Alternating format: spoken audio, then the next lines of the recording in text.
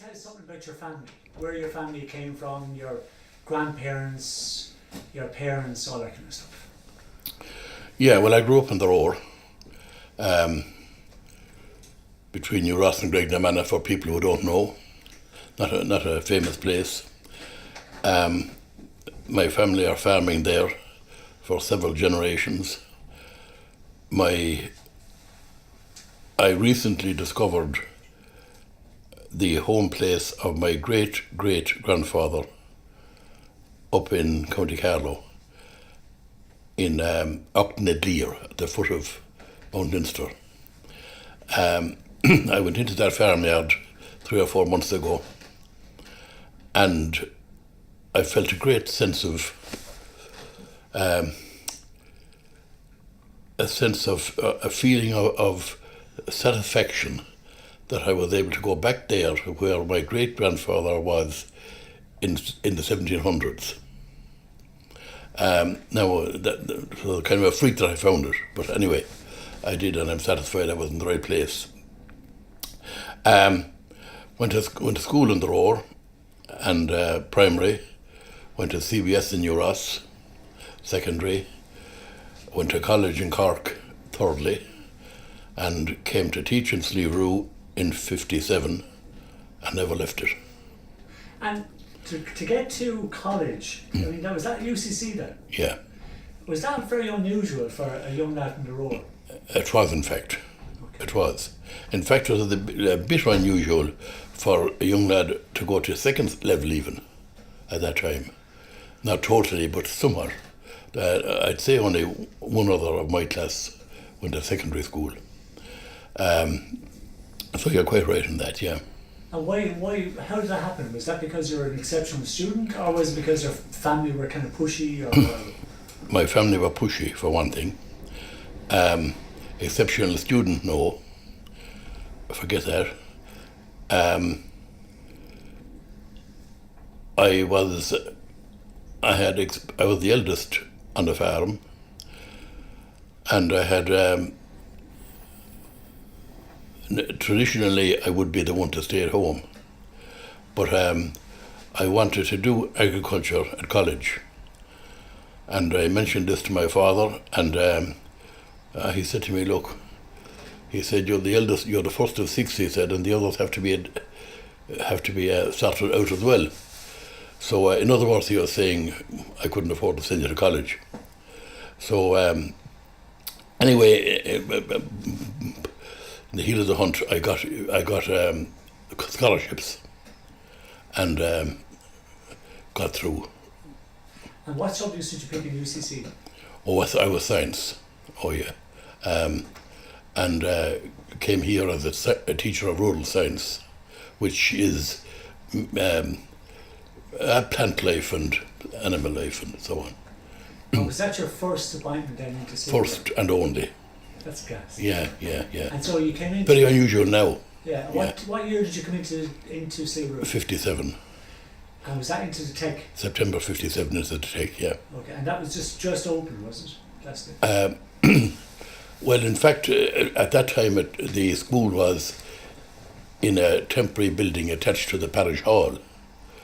And then in 63, the school, where you part today, you part outside of it today, the school was opened.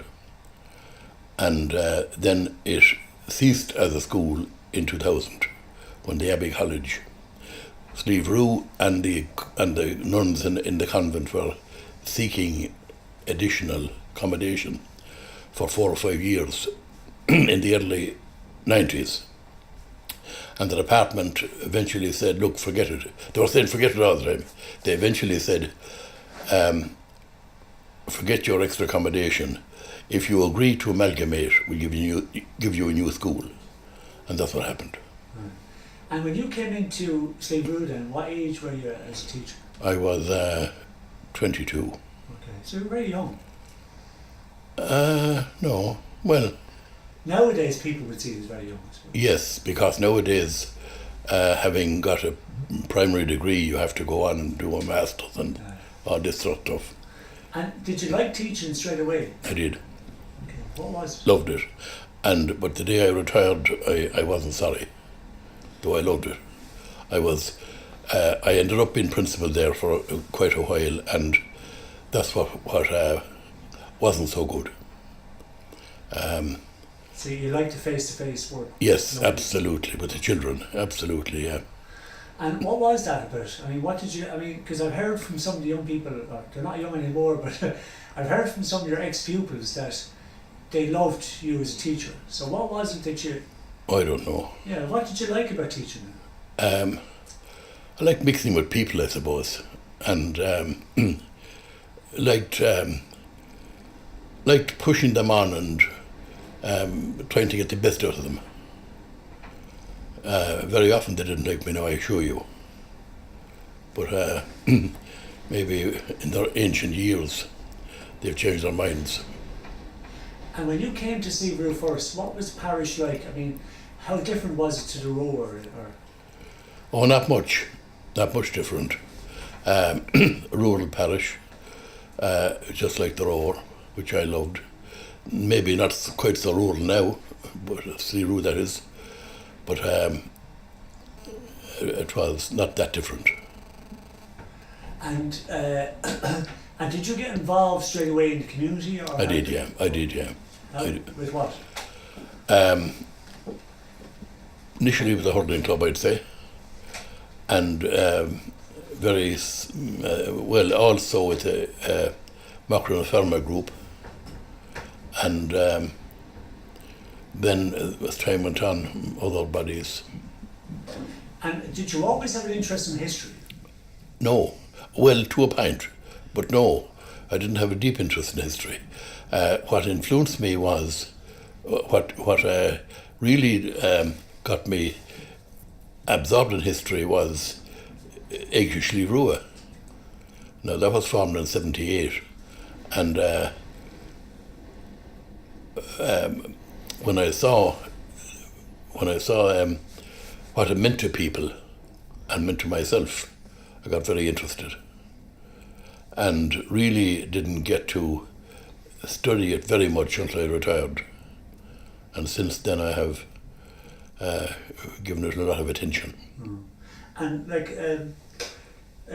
when you came first, when did you kind of, I suppose, realise that how much that you had to fall in love with Slieverue as such? Like what was the moment where you kind of felt, geez, I'm an older man now, or whatever it was? Oh, I don't know, Ali. I'm not sure when that moment arrived.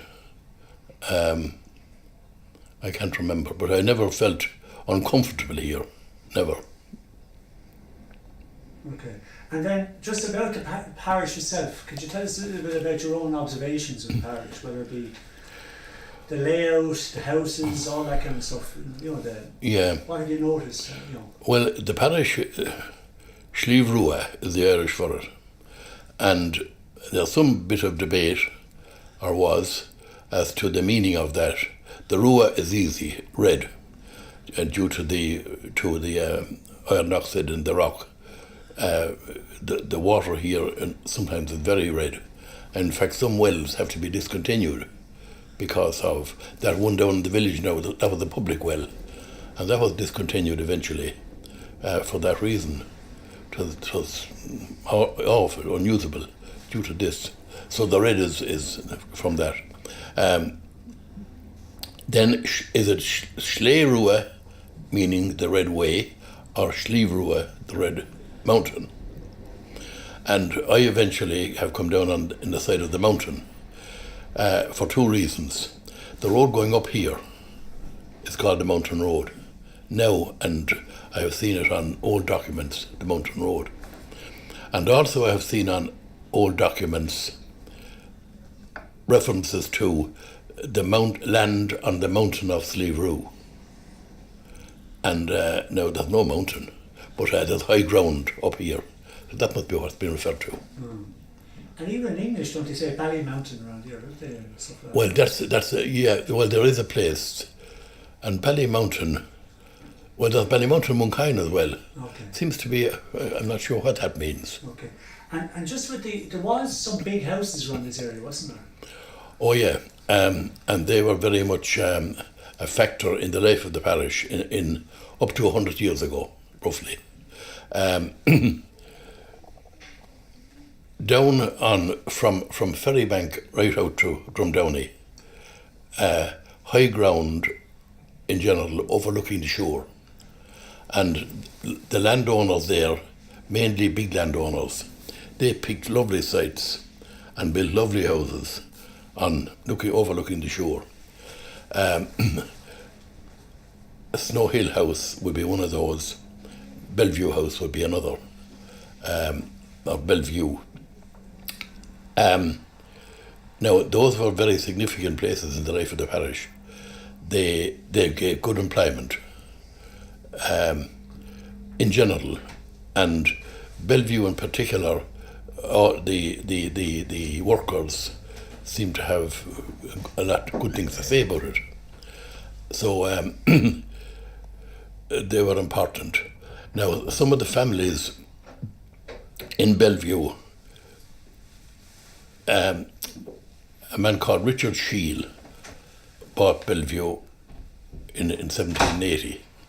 He had been trading in wine and so on, Ireland to Spain to other countries, and became very wealthy.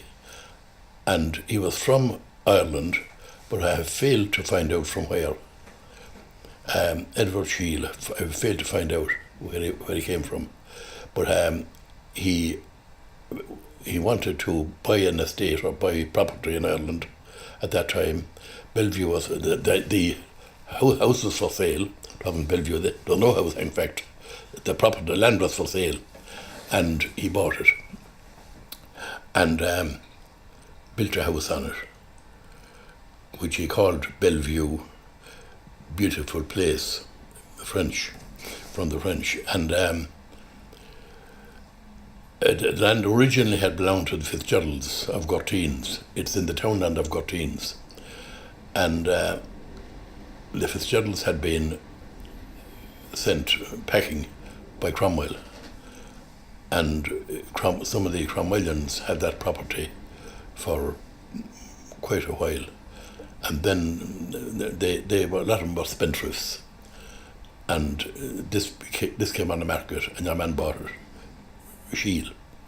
Now, Shiel had 4 or 5 in family, but 2 of them became very notable people in public life. The eldest son was Richard, and he was a writer and did law and became an MP. Now, this was in the early 1800s. He was born in 1802. So he joined Daniel O'Connell, in the fight for emancipation. But they were fighting from different angles, and they were enemies. Extraordinary as it seems, or contradictory as it seems. They were enemies but fighting for the same thing. So eventually they were brought together. A lot of people got fed up with this carry on. They called them one another names and so on off platforms. And they were brought together, and an agreement was hammered out, something like the present government. And they were at peace from there on. And they both... now, Shiel was a tremendous orator, a very small man, tremendous orator. And people used to go to listen to him. They had no interest in what he was saying, but they wanted to hear him say it.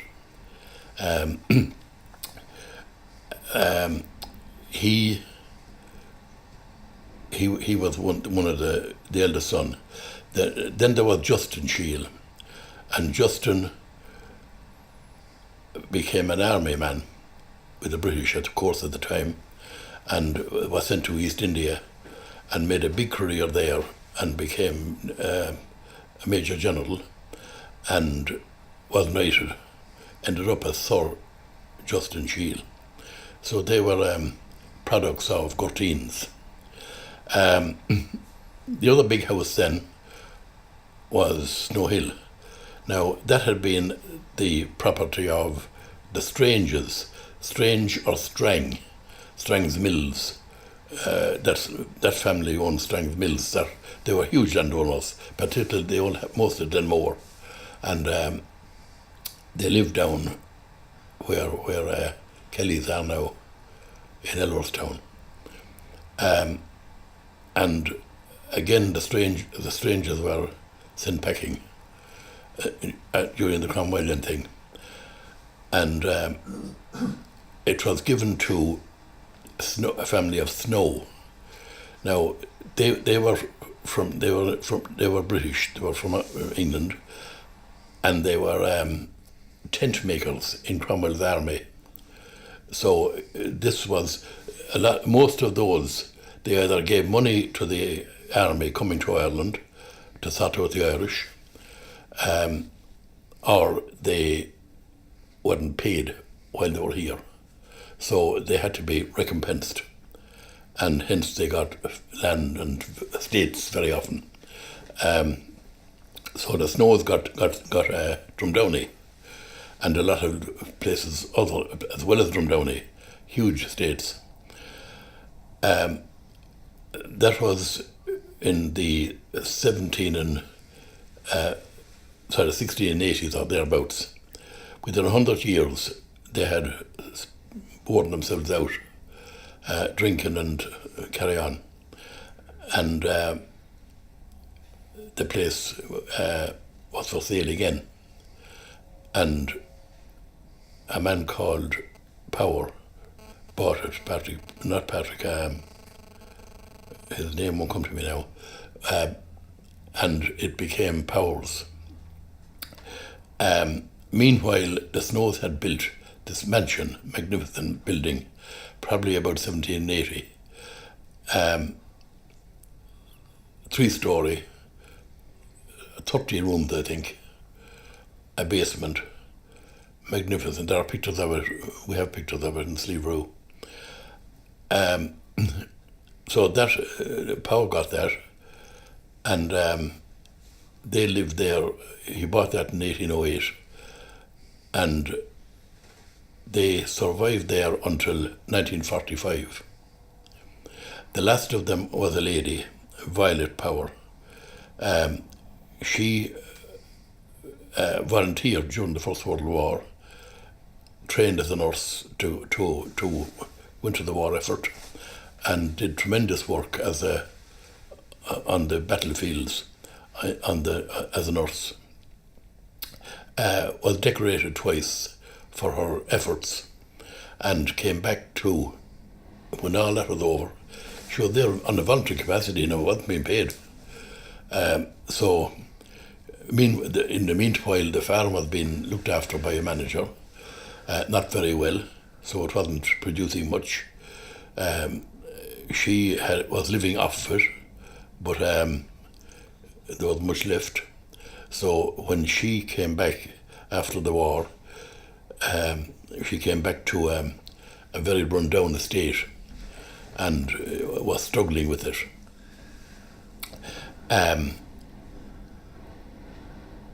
Eventually,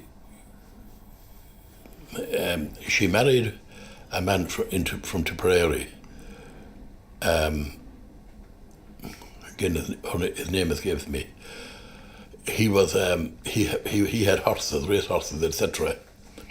And she thought he was awfully well off, and he had been down to Snow Hill, and he thought she was awfully well off. And as it happened, neither of them were very well off. So they struggled, having been married, and he died, and she came back here, and eventually sold it to another Power, unrelated, Glenmore man in fact, and they have it still. That was 45. There are 2 boys in that family, Patrick and Declan. No, the man. Pardon? Terry and Patrick, and Patrick has that, but he's not farming it. He has it rented, and he's living elsewhere. So that was those 2 families. Now, as I say, they gave big employment, and when employment during the 80s, during the 1800s, was very limited. No such thing as industry around the place. And Jim, can I ask you about, because when you talk about the old landlords and all that kind of stuff, what was the experience in this area for the famine? Not bad. Not bad. It wasn't a bad experience. Now, many people emigrated. But overall now, the historians tell us that it didn't get a bad doing at that time.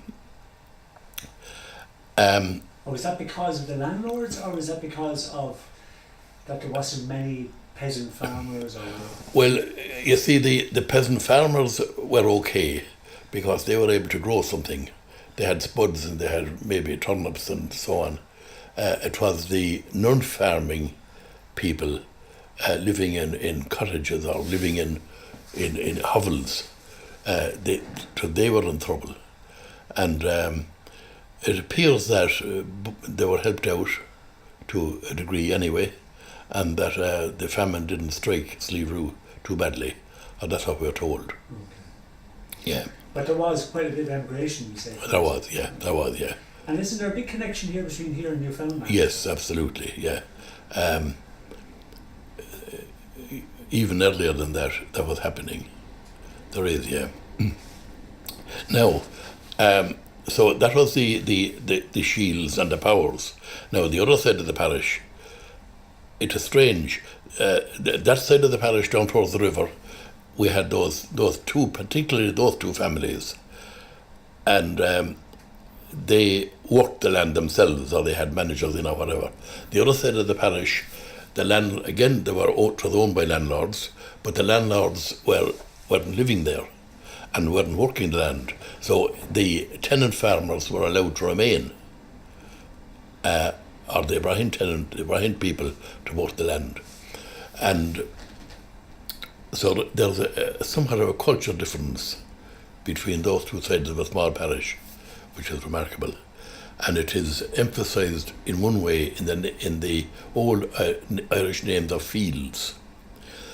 You'd be hard set to get the Irish name of a field down toward the river, because the people who owned the land there had no interest, and the other people who were Brahint farmers, well, it wasn't theirs, so they weren't that pushed.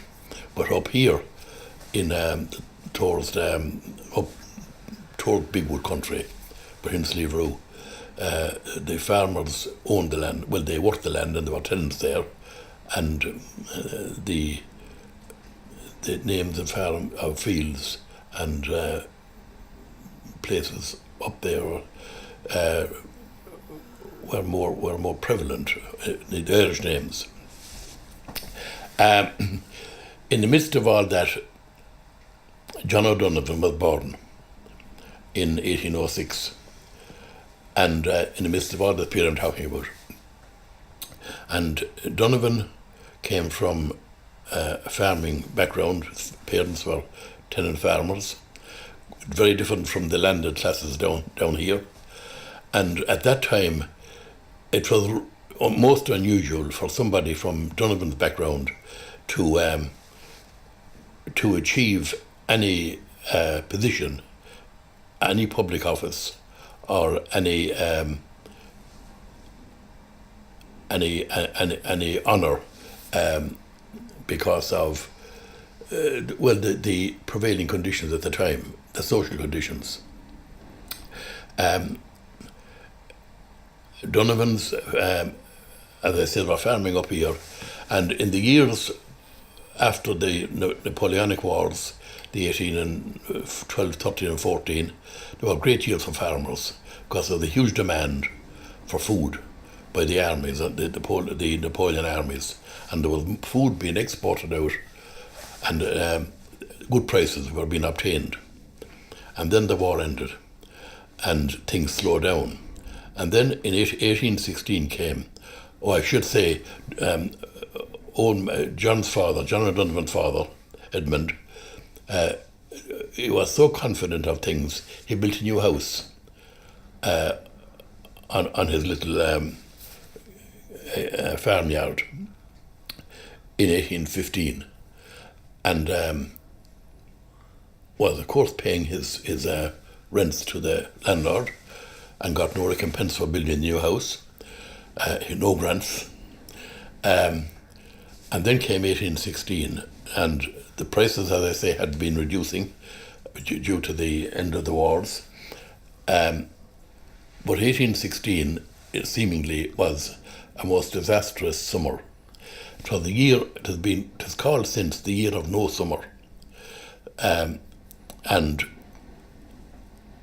as a result, crops were hopeless, and Donovan couldn't pay his rent, and he was obliged to leave the farm he had built up and the new house he had built, and go wherever he could. He and his family, and they were a young family at the time, so they moved over to Red Gap, which is on the inland moor, just outside the Slieverue border, a small little townland of 30 something acres. There was an old house there which he used, and that's where he saw out his last days. Now, he didn't live long. He only lived a year. Whether it was depression or what, I don't know. But meanwhile, a brother of his, John's uncle, had a mill over in Ballyrowra, not far at all from Red Gap, where they were now living. And young John used to spend an awful lot of time with his father Patrick, with his uncle Patrick, in the mill. And Patrick was locally called the Scholar. And Patrick had been abroad for quite some time, and was a very learned man, as learned from experience, and continued to tell, and also had loads and loads of gardens about gardens and stories and history, true history, about the general area, Slieverue and local area, but also about other countries. And John seemingly was fascinated by all of this as a chap, and loved to go down to the Uncle Patrick and spend most of his time there. He attended a local hedge school. That's all there was for him in the area, and not for that long. He probably was maybe bored by what was going on. Then the uncle sent him into Ned Hunt's Academy. Sounds very good. That was in Patrick Street in Waterford. And John walked in every day, about 6 miles, to Patrick Street, and but not for long, I think, maybe 6 or 8 months. And then in 1823, a brother had already got to Dublin. In 1823, the brother brought John to Dublin, and John was now, he was born in 1806, so he was 17.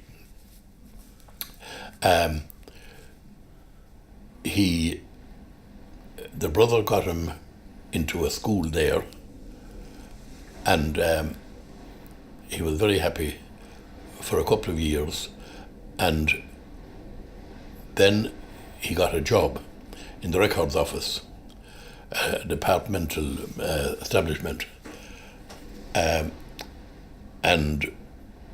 he was translating, rewriting, copying records, and dealt with maps, and became fascinated by maps and the stuff he was copying, and learned a lot about it. And then got a further job with he had built up friends now, and he got a further job doing similar work, and became went to school some other place, and became proficient in Latin. And Latin was important because of translations and so on. He then in the Ordnance Survey was starting, the surveying of the land of Ireland. It was the first survey that was done anywhere, I think. And the purpose of it was to put a value on the land and the property so that the government could set fair rents for each place. Some land would be obviously more valuable than others, and so on. And some properties, some houses bigger than others and all that. So hence the Ordnance Survey was starting in 1830. And John got a job as a field officer going around the country recording the names of the fields, the names of the castles and the names of the houses, and etc., etc. Every item had to be recorded. And John was really a recording officer. He wrote up those reports on a weekly basis and sent them into a head office, which was in the Phoenix Park, where it still is. That building is still there and still being used by the Ordnance Survey people. He became renowned for this work. They have 173 volumes of reports he sent in.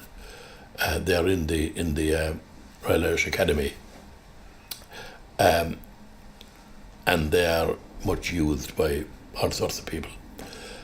So John was now an important person, but in 1840 the government decided that they couldn't afford to continue the survey. It wasn't quite finished. Waterford was partly done, Kerry was partly done, so they had to discontinue it. They did discontinue it, and John was out of a job. No, he did a bit of work for them afterwards on a part-time basis, paid by the hour, but sometimes it was only 3 hours a week.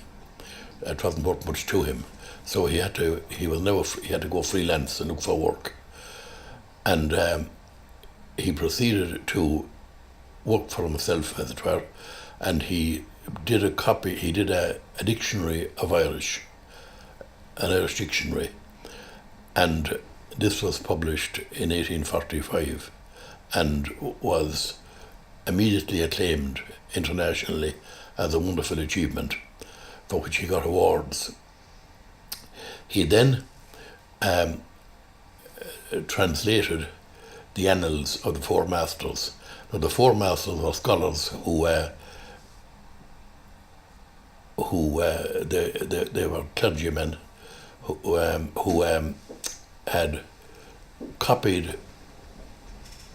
who had collected rather ancient history up to 1616, from day one, as far as it could be recorded, as far as they could go back. And but those now were in Old Irish, those historical documents, and the people in that time, that period, couldn't read them, or couldn't understand them. O'Donovan could. He was a master of Old Irish, and he translated them into Modern Irish and into English, and that was acclaimed as a great achievement academically.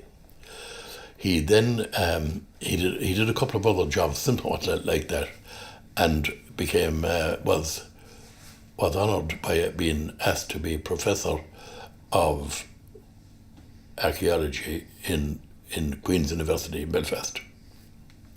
Now he had that job, but he rarely went to Queen's, if at all.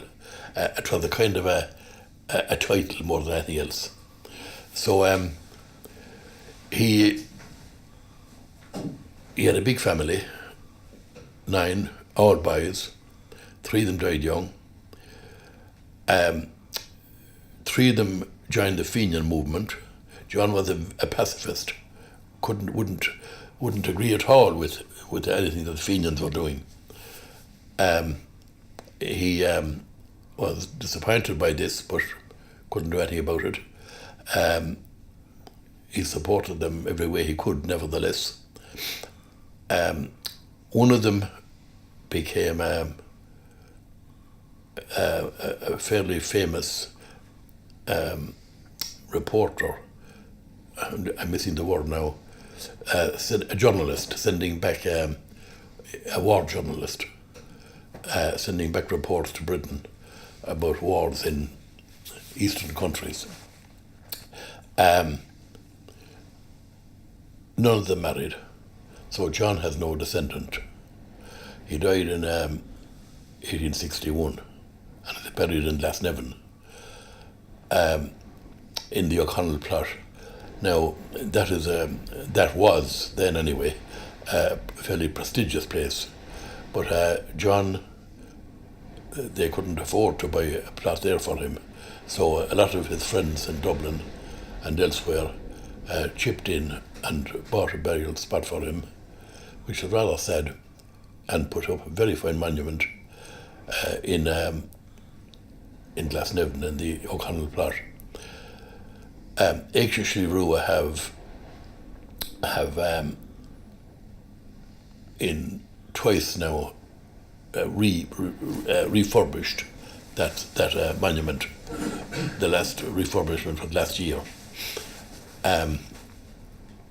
So here was John O'Donovan, made that achievement from very modest beginnings, as in contrast to, well, parallel with the people from down the other side who are privileged, we'll say, privileged class.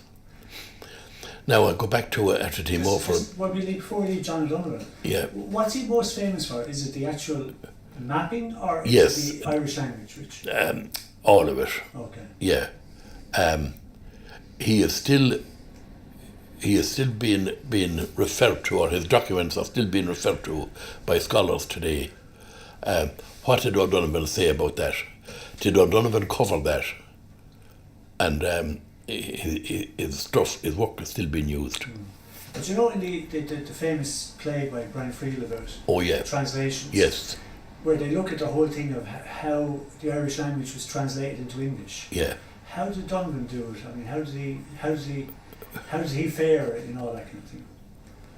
I mean, is he looked on favourably? Oh, very much so. Oh, very much so. Yes. Oh, absolutely. Yes, he is. Yeah. And like he was doing that for the British government at the time. Oh, of course. Yeah. Okay. Yeah. So how did he manage to marry that kind of, I suppose, his love for Ireland and yeah.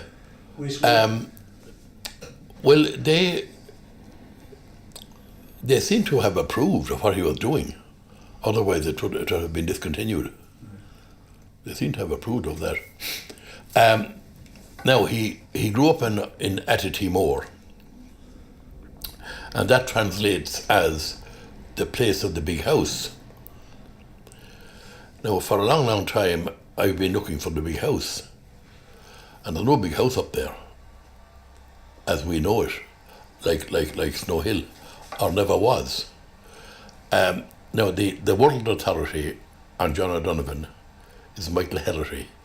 He was Professor of Archaeology in UCD, and he really got, he became aware of O'Donovan through his work, and was obsessed with O'Donovan's story.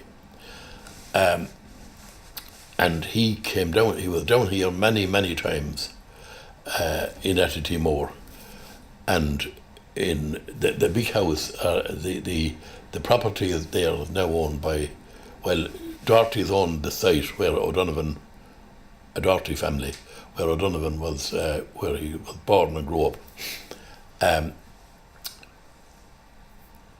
I've lost my track now for a minute. Well, where the big house was. The story Yeah. of the big house. No, Michael Herity did research on the Cromwellian period, and the Cromwellians built villages, we'll say, in a number of places around the country, and where they put in their own people, 4 or 5 houses, and they were called Cromwellian settlements. And Michael Herity is satisfied. Well, he died about 18 months ago. Great, much to my regret. But he was a good age. He was 86 or something.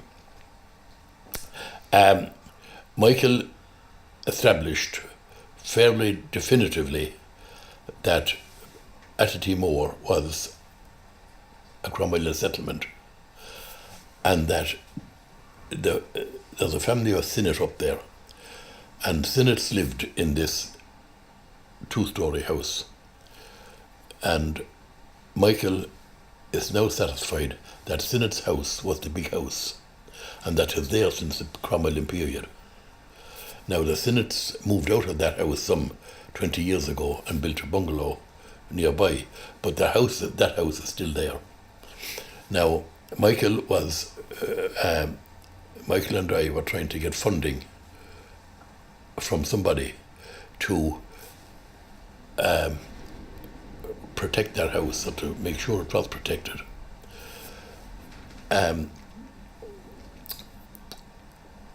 Meanwhile, Michael Sinnott, the occupier, died a couple of years ago, and that, through our efforts, it certainly slowed us down. We couldn't move, and so on. And then Michael died, so I'd say now that won't be. But the house, it's what Michael Hershey calls a 1.5 story.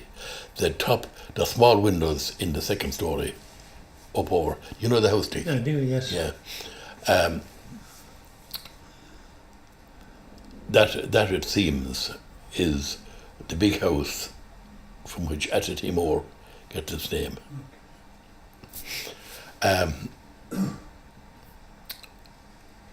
So I think that's the O'Donovan story.